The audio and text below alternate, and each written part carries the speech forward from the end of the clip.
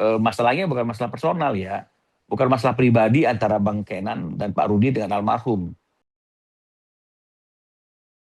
Iya, jadi saya kan sudah sampaikan berulang-ulang, ya sesuai dengan amanah Undang-Undang Hak Cipta yang sekarang ini masih berlaku, meskipun ada wacana untuk sedang proses direvisi, itu kan di pasal 9-nya kan masih memberikan kewajiban, ya, hak ekonomi pencipta. Jadi ada ketentuan memang diwajibkan siapapun yang ingin menggunakan lagu secara komersil itu harus mendapat izin dari penciptanya.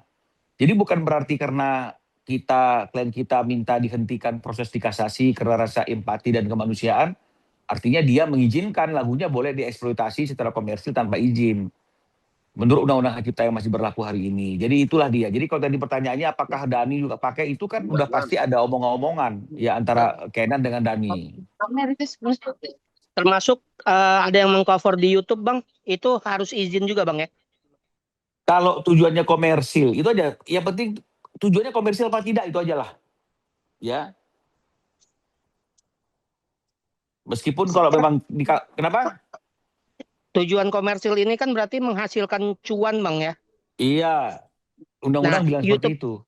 Ya, YouTube pun kan menghasilkan uang, Bang. Apakah di undang-undang ada seperti itu, Bang? Harusnya izin. Saya juga produser lagu loh.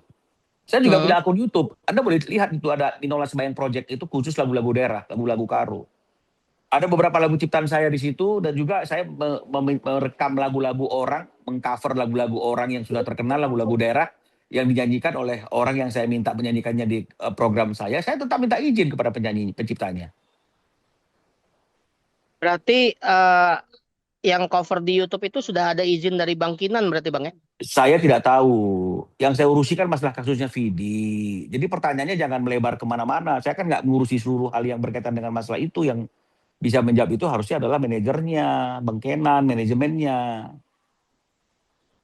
Ya, tapi kalau Anda tanya apakah yang mengcover di YouTube itu harus minta izin, ya seharusnya seperti itu menurut ketentuan undang-undang hak cipta yang sekarang. Nah, saya juga produser lagu.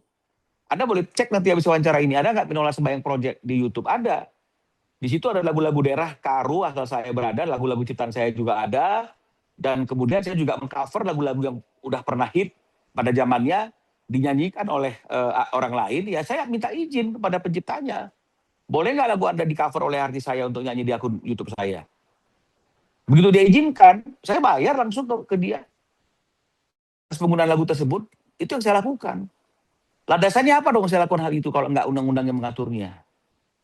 Nah, jadi kalau Anda bertanya apakah selama ini yang mengcover lagu Bang Kenan di YouTube apakah sudah lapor ke Bang, itu saya tidak bisa jawab karena itu kan di luar konteks saya sebagai kuasa hukum Bang Kenan untuk mengajukan gugatan atas hak moral dan hak ekonomi yang sedang diperjuangkan oleh Bang Kenan atas penggunaan lagu tersebut kan begitu oleh almarhum. Jadi sekali lagi saya perlu luluskan ini bukan masalahnya bukan masalah personal ya, bukan masalah pribadi antara Bang Kenan dan Pak Rudi dengan almarhum.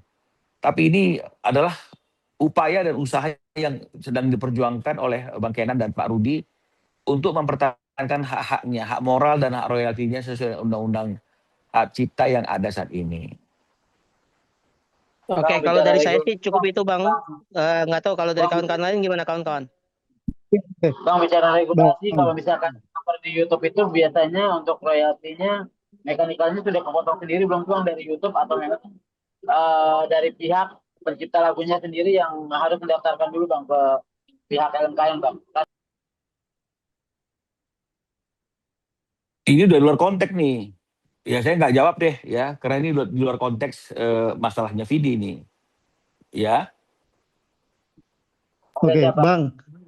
Ya Bang, soal pada Bang saat Mino, Ya. kasus ini ada statement nggak sih dari Pak Kinan sendiri atau Pak Rudi terkait titip pesan kah ke Bang Minola atau seperti apa gitu Bang pada saat beliau menghentikan kasasi ini Bang? Kan sudah disampaikan alasannya Bang Kenan dan Pak Rudi